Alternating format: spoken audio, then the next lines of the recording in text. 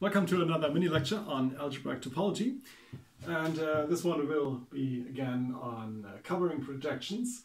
For your convenience, I have drawn a picture here of what a covering projection is, but in case you don't know, you should really go to the first lecture on this subject. What we're going to prove here is the following lemma. A covering projection is a local homeomorphism. So remember what a local homeomorphism is.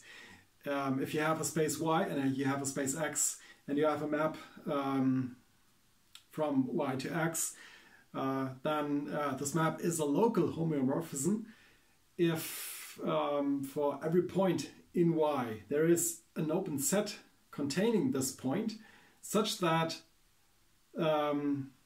this open set gets mapped homeomorphically to the space X. So this is just to remember what a local homeomorphism is. And I have already begun to read this to you, so sorry for my handwriting again. So the lemma is a covering projection is a local homeomorphism. So this means that if we look at a covering projection for every point in the covering space, we need to find an open set that gets mapped homeomorphically to the space you're covering. Well, that is as easy as it sounds. So this is why this lemma is just 2 lines. Well, what could we possibly do? Just pick we pick an element which is called x wiggly bar in my notation. The covering space is called big X wiggly bar, and an element of this, which is an arbitrary element by now, because we need to show that for an arbitrary element we have such an open set that gets mapped homeomorphically to the covered space.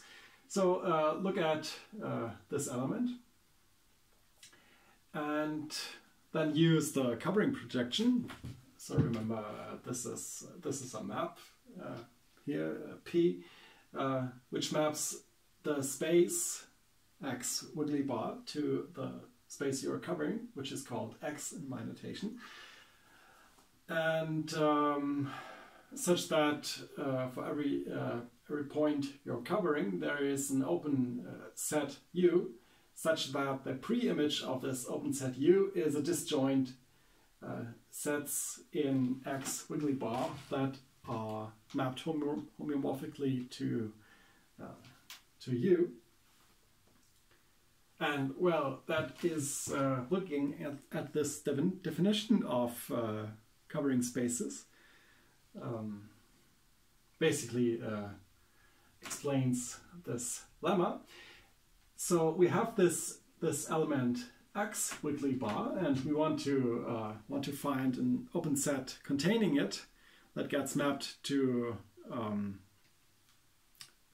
the covered space homeomorphically. So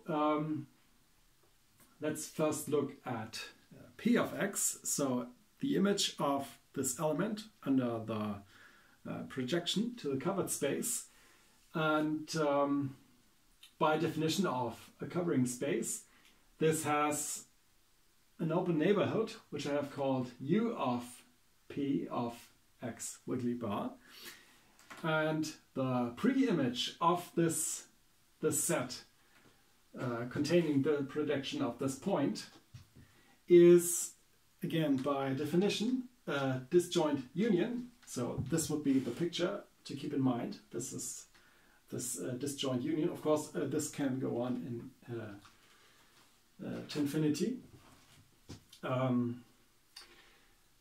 So you look at the pre-image of this open set, and well, one of these disjoint open sets has to contain your element X wiggly bar, because after all, X wiggly bar is in the pre-image of its image and a P. And well, then you pick the open set that contains X wiggly bar, and then you're done. So this one, a really easy one. Thank you for watching. See you next time.